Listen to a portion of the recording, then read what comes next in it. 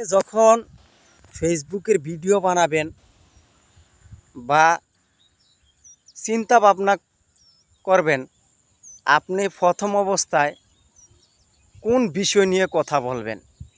একটা ভিডিও যে বানাবেন, একটা ভিডিওর ভিতরে কোন বিষয়টা থাকবে এবং কোন বিষয়টা নিয়ে আপনি কথাটা তুলছেন, আপনি প্রথম অবস্থায় আপনি একটা কাগজ কলমে লেখা লইতে পারবেন।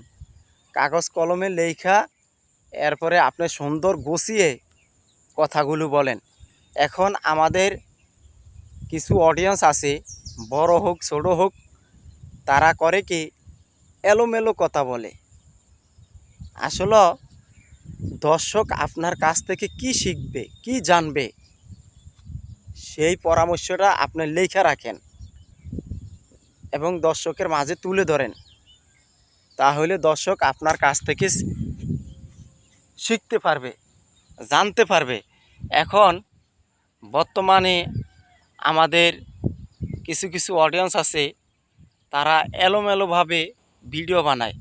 তা আমি বলি, আপনারা প্রথম অবস্থায় কাগজে একটু লেখেন, তাহলে আপনি ভুলতে পারবেন না, আপনি ভুলবেন না। আপনি সুন্দর করে গুছিয়ে কথাটা বলেন এবং দর্শকদেরকে বুঝান, তাহলে আপনি এখান থেকে সফল কন্টেন্ট ক্রিয়েটর হইতে পারবেন।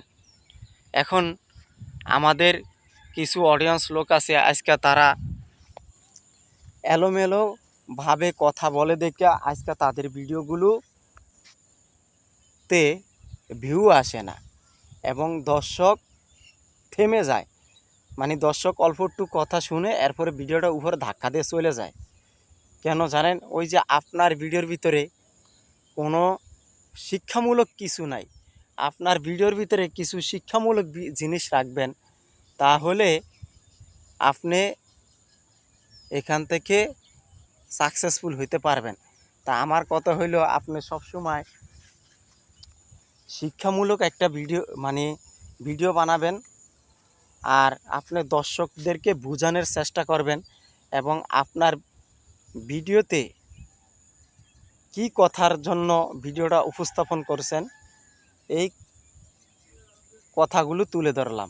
তা আসলে সবসময় চেষ্টা করবেন আপনি আপনার কথাগুলো ভিডিওতে যেভাবে বলবেন, ওই কথাগুলো আপনি কাগজ কলমে লিখে রাখবেন। কাগজ কলমে লিখে রাখলে তাহলে আপনি কথাগুলো ভুলতে পারবেন না।